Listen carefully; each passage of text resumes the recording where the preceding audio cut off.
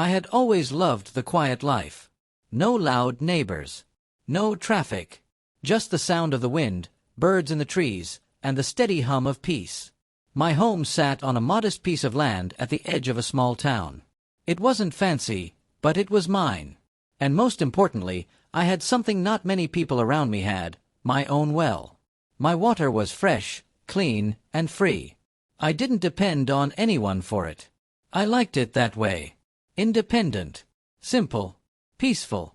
Then the HOA moved in. At first, they didn't seem like much. A few neighbors got together, decided they wanted to make the area more organized. They promised it was just for maintenance. To keep things neat. They said it wouldn't affect people who lived here before. They lied. They started small. Notices in the mail. Letters taped to the front door. Complaints about the length of my grass, the color of my mailbox, even the gravel in my driveway. I brushed it off at first.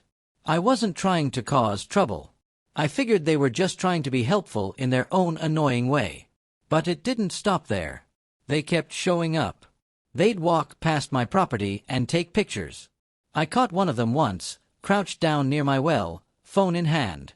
When I asked what they were doing, they just smiled and said, "Making sure everything's up to standard."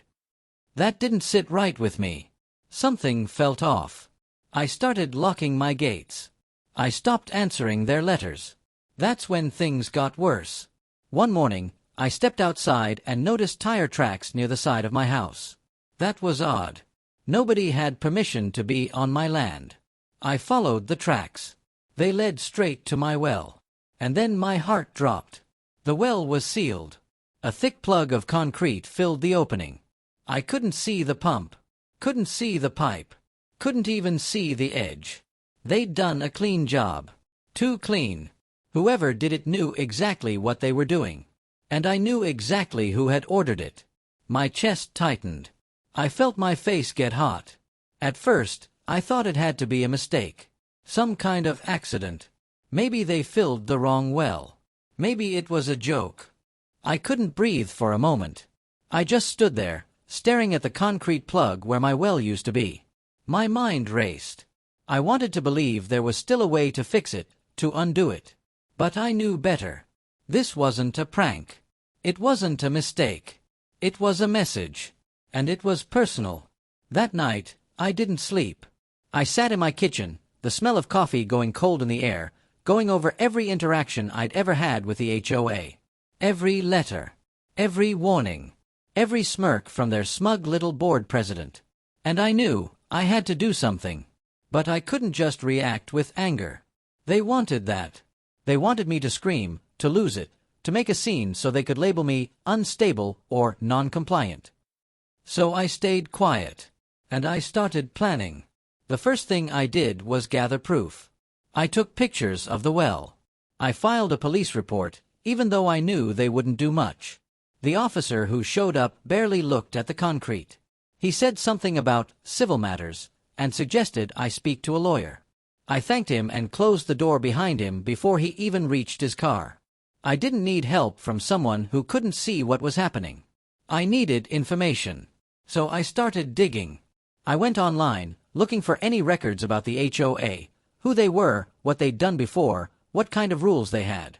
I started to see a pattern. They had taken control of several nearby properties. All had similar stories. Small changes that turned into total takeovers. Independent homeowners who ended up forced to follow every little rule.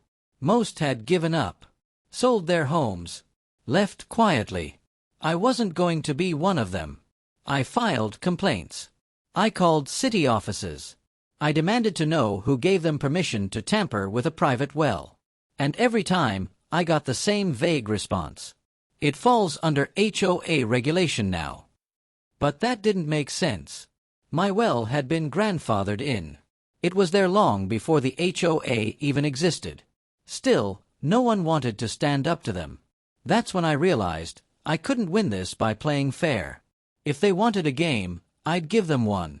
But on my terms. I remembered a conversation I once had with a neighbor who used to work at the city planning department. He'd told me years ago that the HOA didn't own the water system. They only managed the connection points. The actual contract for water supply still went through the city. And suddenly, it clicked. That was their weak spot. I went down to City Hall and requested access to public utility records. At first, the clerk tried to brush me off, said the documents were hard to find. I didn't leave. I sat in that office all afternoon, patient, polite, but firm. Finally, they handed over a stack of files. I combed through them at home like a detective in an old crime movie. Line after line, page after page. And then I found it. The HOA's water contract had a clause. A very specific one. It said that the city could pause or cancel the contract if there was evidence of property interference without due process or private consent. I read it twice. 3 times. My heart started beating faster. That's exactly what they had done to me. They interfered with my private water system without permission. And that wasn't just wrong, it was a violation. The next morning, I filed a formal report. I attached photos of my destroyed well, my police complaint, and every letter the HOA had sent me. I highlighted the clause in the contract and sent it straight to the department that oversaw municipal utilities. Days passed. Then a week. I didn't hear anything. But I could feel it, the calm before the storm. And then it came. The HOA board called an emergency meeting. I wasn't invited, but I didn't need to be. Word travels fast in small towns. One of their board members even came to my door. His smile was gone now. His voice had a nervous edge. "We might have made a mistake," he said. I didn't reply. I just looked at him and waited. He shifted uncomfortably. "Maybe we can find a solution, something fair." But it was too late for that. They had crossed a line. They thought they were above the rules. They thought I would fold like the others. But they didn't know what it felt like to stand on your land and see your freedom sealed in concrete. They didn't know what it felt like to lose something that belonged to you. And they didn't know how far I was willing to go to get it back. I wasn't interested in deals anymore. I wasn't looking for an apology. I was looking for justice. And for the first time since this all started, I had it in my hands. They thought they held all the power. But they never bothered to check who actually controlled the tap. I did. Or rather, the city did. And the city now had a reason to use that control. The next call I made was short and to the point. I told the city I was following up on my report. The woman on the phone paused, then said calmly, "Yes, we've reviewed it. We're taking action." That was all I needed to hear. Let them sweat. Let them feel the fear of losing something they thought they could never lose.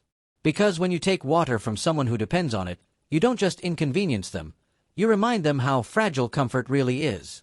And I was about to remind the HOA of that very lesson. The silence that followed my last phone call was louder than anything I had heard in weeks. I didn't go out much. I didn't talk to anyone unless I had to. I just waited, like someone who'd already struck the match and was now watching the fuse burn down. I knew it was coming. I didn't know when exactly, but it was coming, and this time, it wouldn't be me knocking on doors or sending letters. This time, it was them who would be on the receiving end. For once, I had the power. And I was going to make them feel every ounce of what they had made me feel. Powerless, cornered, dismissed. 2 days later, it started. A neighbor called me early in the morning. Her voice was tight, confused, a little panicked. "Do you have water?" she asked. I blinked, still half asleep, and walked to my sink.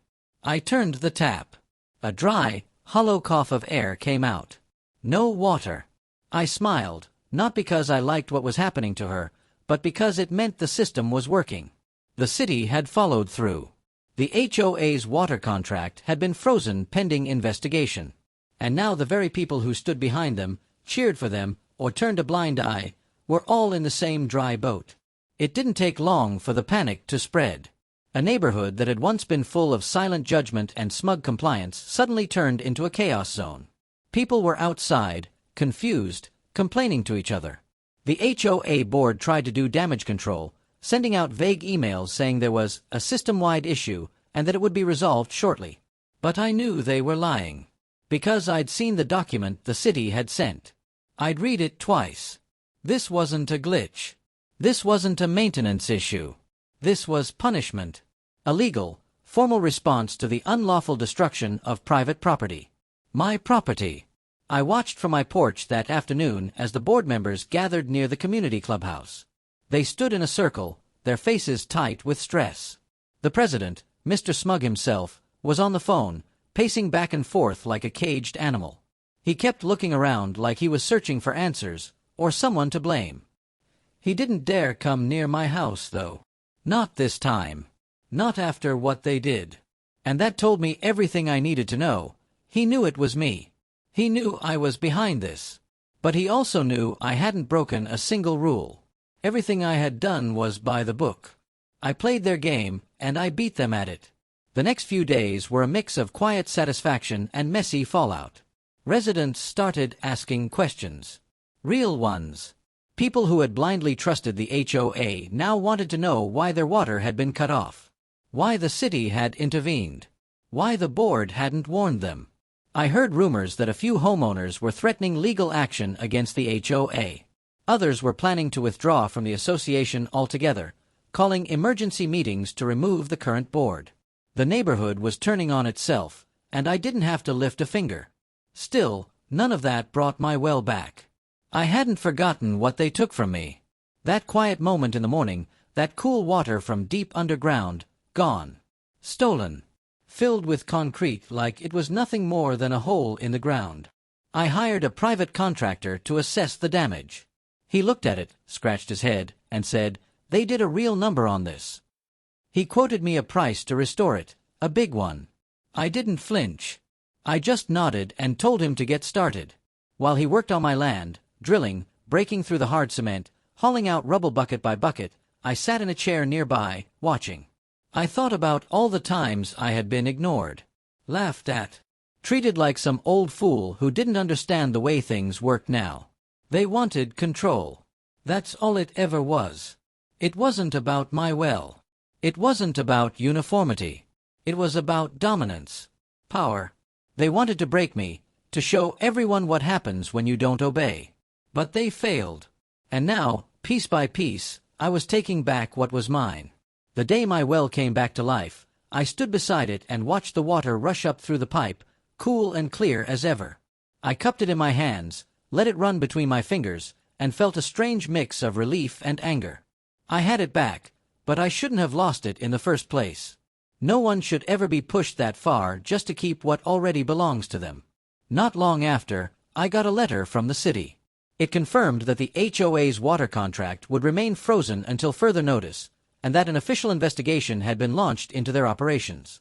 It mentioned potential fines, possible restructuring, even the dissolution of the board if misconduct was found. I read it slowly, then read it again. I didn't smile. I didn't cheer. I just folded it neatly and placed it in a drawer, right beside all the letters they had sent me. The complaints. The threats. The warnings. Now they were just paper, empty, powerless, silent. What came next was almost too predictable. The HOA president came to my house. He didn't look like the man who used to bark orders and send demands. He looked tired, smaller somehow. He stood at the edge of my porch like he didn't dare step closer without permission. "We'd like to talk," he said, his voice quiet. "About what happened." I didn't move. I didn't invite him in. I just looked at him. Let him sweat in the silence. He cleared his throat. "We understand there were mistakes made. We want to make things right." I wanted to laugh. After everything they'd done, now they wanted to make things right. Not because they cared. Not because they were sorry. But because they had no choice. They were cornered, just like they had once tried to corner me. The power shift was complete. And they knew it. I didn't argue. I didn't yell. I just said, "You can leave now." And he did. In the weeks that followed, I saw changes. Real ones. The board was quiet. No more letters. No more fines. No more petty surveillance. The neighborhood seemed lighter somehow. People started talking to each other again. A few even apologized. One man came by and brought me a pie. Said he was sorry for never speaking up. I told him it was fine. But we both knew it wasn't. It had never been fine. But at least now, it was over. The concrete in my well had been a symbol, not just of control, but of the arrogance that comes with unchecked authority. They believed they were invincible, that the rules didn't apply to them. But the thing about power is, it only works if people let it. And I didn't. I fought back in the only way I could. Not with fists, not with rage, but with patience, persistence, and the truth. I used the system they built against them. I held up their own rules and showed the world how they broke them. I didn't just want revenge. I wanted accountability. And I got it. Now, every time I turn on the tap and hear the water flowing from my well, I remember what it took to get here. I remember the silence, the anger, the determination. I remember standing on my land, watching the dust rise as the drill broke through the concrete. I remember watching the HOA squirm when the city stepped in. And I remember that sometimes, even when everything feels stacked against you, you still have a choice. You can stay quiet, or you can fight. And me, I chose to fight.